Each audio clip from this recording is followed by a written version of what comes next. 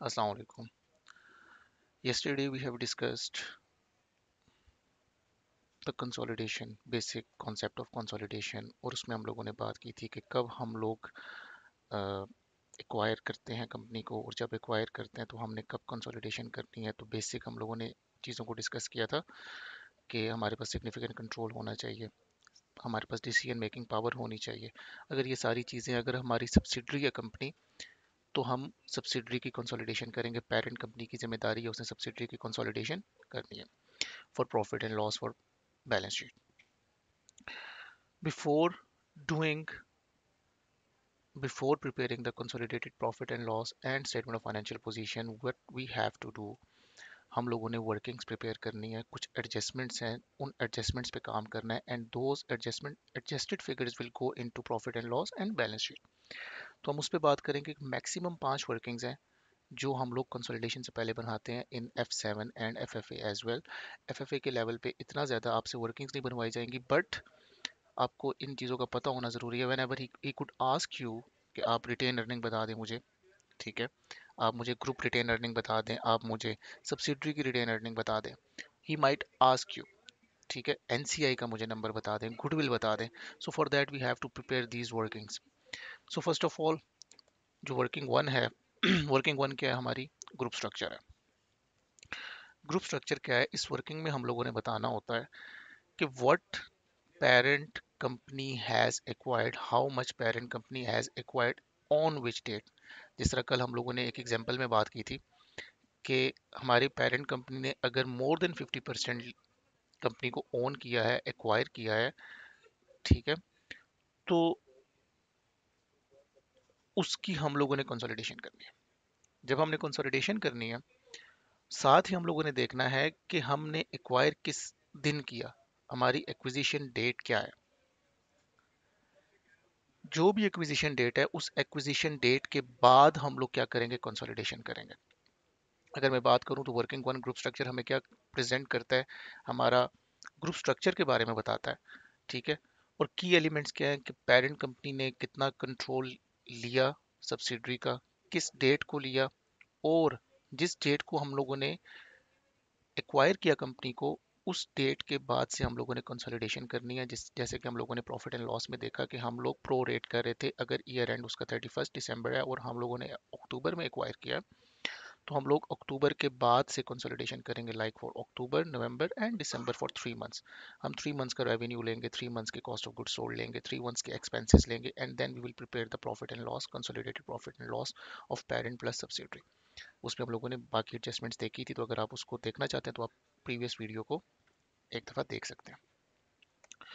Working to क्या है? Working to है हमारी net assets of subsidiary.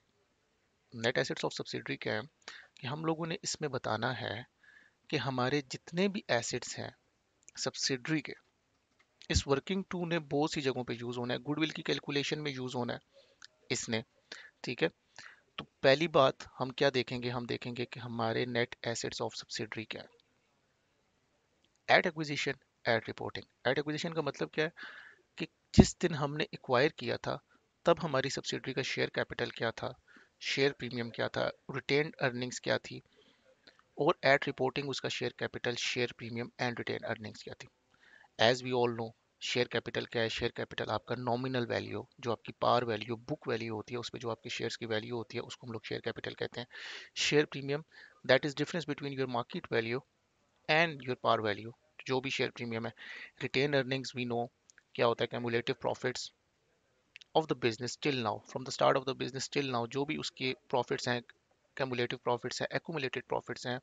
At acquisition क्या थे? एट रिपोर्टिंग क्या है? फेयर वैल्यू एडजस्टमेंट्स क्या है? ज़्यादातर ये पीपीई की बात करता है, प्रॉपर्टी प्लांट इक्विपमेंट की बात करता है कि whenever there is a increase और revaluation in the fair value of any asset of subsidiary. At acquisition क्या था? एट रिपोर्टिंग क्या है? तो हम उसकी फेयर वैल्यू एडजस्टमेंट करेंगे, वेदर एट एक्विजिशन और एट रिपोर्टिंग। हम देखेंगे उसकी फेयर वैल्यू इंक्रीज करेंगे फॉर दैट पीपीई, और उसकी वजह से जो एक्सेस डेप्रिसिएशन आएगा उसको हम एट रिपोर्टिंग लेस करेंगे। एक्सेस डेप्रिसिएशन क्या है? Excess amount of depreciation. For example हम लोग ये बात करें कि हमारी पहले जो हम लोग डेप्रिसिएशन चार्ज कर रहे थे बिफोर रिवैल्यूएशन, वो 1 lakh per month per year charge कर रहे थे, 1 लाख पर ईयर चार्ज कर रहे थे। बिकॉज ऑफ रिवैल्यूएशन हमारे एसेट की कॉस्ट बढ़ी, डिनोमिनेटर कम हुआ, रिमेनिंग यूजफुल लाइफ कितनी रहेगी, फॉर एग्जांपल 3 इयर्स रह गई, तो अब हमारी डेप्रिसिएशन कितनी होगी, 2 लाख। तो जो डिफरेंस ऑफ 1 लाख पड़ा है 1 लाख का, वो 1 लाख क्या है, हमारी एक्सेस डेप्रिसिएशन है। जब हम आई 16 में बात करेंगे या आई 16 की वीडियो को अगर आप जाके देखें तो एक्सेस डेप्रिसिएशन की हम लोग वहाँ पे बात करेंगे कि एक्सेस डेप्रिसिएशन को हम लोगों ने एलिमिनेट कैसे करना है या इसको ख़त्म कैसे करना है। ओके, देन हम लोगों ने कल पर्प के बारे में बात की थी, provision for unrealise profit. Provision for unrealise profit if seller is subsidiary, अगर पेरेंट सेलर है तो वो किसी और जगह एडजस्ट होगा। अगर सब्सिडरी सेलर है तो सब्सिडरी के केस में हम लोग वर्किंग टू में एट रिपोर्टिंग हम लोग उस प्रोविजन फॉर अनरियलाइज प्रॉफिट को क्या करेंगे, लेस करेंगे। एट रिपोर्टिंग क्यों कर रहे हैं, बिकॉज आफ्टर एक्विजिशन वो हमारी सब्सिडरी है, तो उसके बाद ही हमारा अनरियलाइज प्रॉफिट होगा। उससे पहले अगर हम कोई सेल्स कर रहे थे, सब्सिडरी अगर पेरेंट को सेल कर रही थी तो वो उसकी एक्चुअल सेल्स थी। तो इन सब को ऐड अप करेंगे तो हमारे पास total net assets of subsidiary at acquisition आ जाएगा और एट रिपोर्टिंग आ जाएगा। जो नेक्स्ट वर्किंग है वो हमारी क्या है, गुडविल की है। गुडविल की जो वर्किंग है, गुडविल क्या है, गुडविल ये है कि फॉर एग्जांपल हम लोगों ने किसी बिजनेस को एक्वायर किया, वो आप किसी भी बिजनेस को एक्वायर करने जाते हैं, आप किसी भी कंपनी को एक्वायर करने जा रहे हैं तो आप उससे पूछेंगे व्हाट इज़ योर डिमांड, तो वो बताएगा जी कि मैं आपसे फॉर एग्जांपल 1 मिलियन लेना चाहता हूँ या 1.5 मिलियन में आपसे लेना चाहता हूँ फॉर होल बिजनेस। अब आप क्या करेंगे, आप एनालिसिस करेंगे, कैलकुलेशंस करेंगे कि जो मैं 1.5 मिलियन पे कर रहा हूँ क्या इतने एसेट्स में एक्वायर कर रहा हूँ, तो उसके सारे जो एसेट्स होंगे, जितने भी उसके एसेट्स होंगे सब्सिडरी के, उनकी एक वर्थ क्रिएट की जाएगी, नेट वर्थ बनाई जाएगी नेट एसेट्स की। आप देखेंगे कि जब आप उसको कैलकुलेट करेंगे आप देखेंगे कि जो टोटल एसेट्स बन रहे हैं सब्सिडरी के वो फॉर एग्जांपल 1 मिलियन बन रहे हैं and you are paying consideration of 1.5 million, तो जो आपने हाफ अ मिलियन 50,000 ज़्यादा पे किया है, 500,000 जो ज़्यादा पे किया है या 50,000 आपने जो ज़्यादा पे किया है, वो क्या है, वो गुडविल है। गुडविल क्या है, ब्रांड नेम है, आपकी रेपुटेशन है। He will charge you the goodwill as well, वो सिर्फ और सिर्फ आपको अपने नेट एसेट सेल नहीं करेगा, वो आपको अपना ब्रांड नेम भी सेल करेगा। हम लोगों ने IS 38 में बात की थी, जो एक्सटर्नली एक्वायर्ड गुडविल होती है वो हम as a intangible asset record करते हैं बैलेंस शीट, और अगर इंटरनली जनरेटेड गुडविल है उसको हम कभी भी रिकॉर्ड नहीं करते। ओके, तो गुडविल कैसे कैलकुलेट होगी, कॉस्ट ऑफ इन्वेस्टमेंट, इस पे हम सेपरेट वीडियो में बात करेंगे, कॉस्ट ऑफ इन्वेस्टमेंट कैसे कैलकुलेट करनी है। तो cost of investment, what we have actually paid, the amount parent have paid to subsidiary, add fair value of NCI at acquisition. What is NCI? NCI is non-controlling interest which we haven't acquired from the subsidiary. For example हम ये बात करें कि हम लोग parent company ने subsidiary को acquire किया 80%, 20% उसने एक्वायर नहीं किया। हम बात ये करें कि 10,000 total number of shares issue किए थे किसने, सब्सिडरी ने। From those 10,000 number of shares हमने एक्वायर किए 80,000, तो हमने 80% एक्वायर किया, सॉरी 8,000, तो हमने 80% एक्वायर किया। जो 2,000 शेयर्स हम लोगों ने नहीं एक्वायर किए उस पे हमारा कंट्रोल नहीं है। जिस पार्ट पे हमारा कंट्रोल नहीं है उसको हम लोग क्या बोलेंगे, NCI, non controlling interest. So total investment की अगर मैं बात करूं तो टोटल इन्वेस्टमेंट क्या है, the amount we are paying to the subsidiary plus they are retaining what they are retaining, और what other NCI the non controlling interest is paying.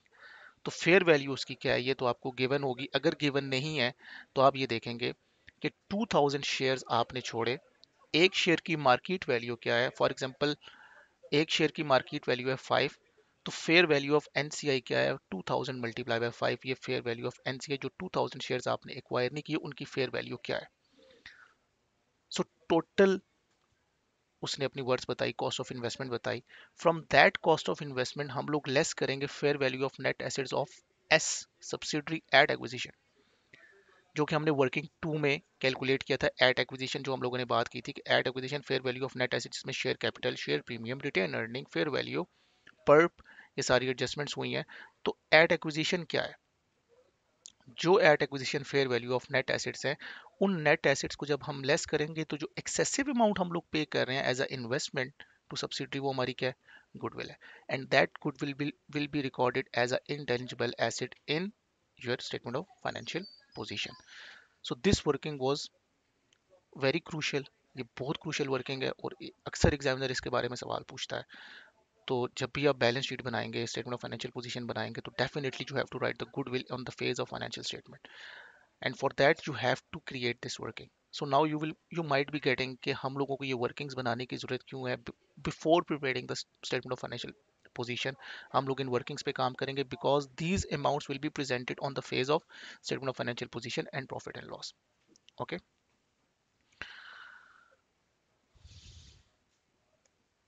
Next one is the working for. Working for is about non-controlling interest, and this non-controlling interest will be presented on the statement of financial position under the equity. Non-controlling interest क्या है, जो हम लोगों ने part छोड़ा, जो हम लोगों ने एक्वायर नहीं किया, जिस पे हमारा कंट्रोल नहीं है. तो NCI at acquisition, whether this will be given in the question, और जो जैसे कि हम लोगों ने वर्किंग थ्री में कैलकुलेशन पे बात की 2000 मल्टीप्लाई बाय 5, आप उस तरह भी इसको निकाल सकते हैं. तो fair value of NCI at acquisition at NCI share of post acquisition profit. How you will calculate that?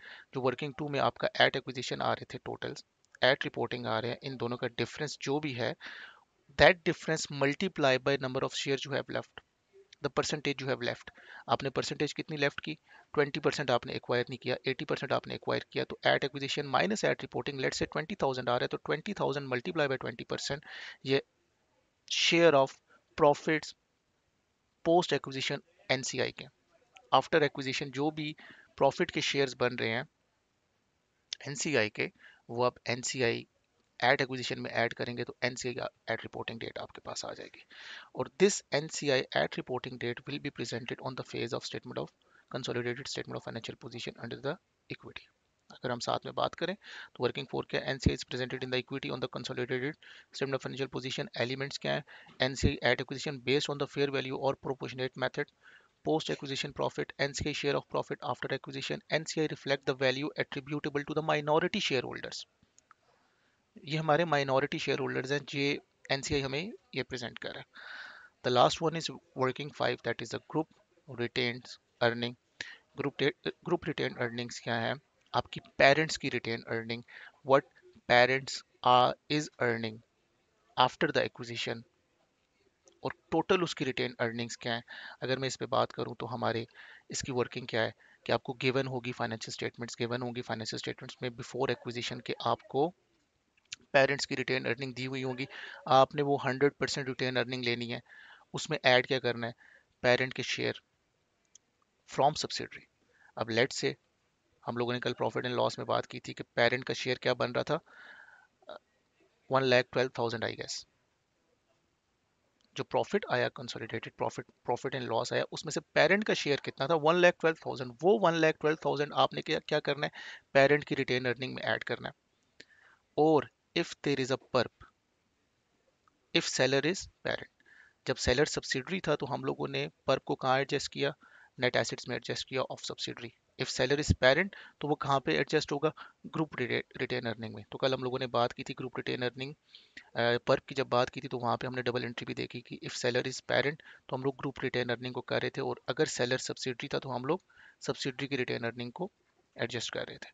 तो अनरियलाइज प्रॉफिट जो आपका पर्प है वो लेस होगा आपकी रिटेन अर्निंग से, तो आपके पास क्या आ जाएगी, group retain earning. And this group retain earning will be presented into the statement of financial position, consolidated statement of financial position as a retain earning, as an equity of your parent. तो बात क्या हो रही है, parent का total retain earning क्या था, parent ने कितना प्रॉफिट अर्न किया फ्रॉम सब्सिडरी. अगर सब्सिडरी का फॉर एग्जांपल जो कल हम लोगों ने बात की थी, हम लोगों ने जब मर्ज किया तो टोटल कंसोलिडेटेड प्रॉफिट क्या आ रहा था, 1,20,000. सब्सिडरी का प्रॉफिट कितना था, सब्सिडरी का प्रॉफिट था जी फॉर एग्जांपल 50,000. 50,000 में से 20% किसका था, एनसीआई का था. तो 50,000 में से 20%, अगर 20% निकालें तो फॉर एग्जांपल अगर वो बनती है 10,000, तो 1,20,000 में से 10,000 हम माइनस करेंगे तो हमारे पास क्या आ जाएगा, पेरेंट का शेयर, जो हम लोगों ने प्रॉफिट एंड लॉस की वीडियो में डिस्कस किया in detail. So these are the workings. In workings पे आप ग्रिप्स बनाएंगे. जब जितनी आप अच्छी ग्रिप बनाएंगे तो आपके लिए चीज़ों को कैलकुलेट करना ईजी होगा। तो सो दीज आर द, ये वो वर्किंग्स है जो मोस्टली कॉमनली आपके कंसोलिडेशन के क्वेश्चन में यूज होती हैं, for F7 as well, for FFA as well. Okay, so this was our short video about the working of consolidations. See you in the next video. In the next video we will be discussing the cost of investment, what we have. For example, over here in the goodwill calculation we will discuss the cost of investment. Cost of investment, we know जो amount pay कर रहा है parent subsidiary को, that is called cost of investment, but इसको calculate करने का तरीका क्या है, we will discuss in the next video. Take care then. Allah Hafiz.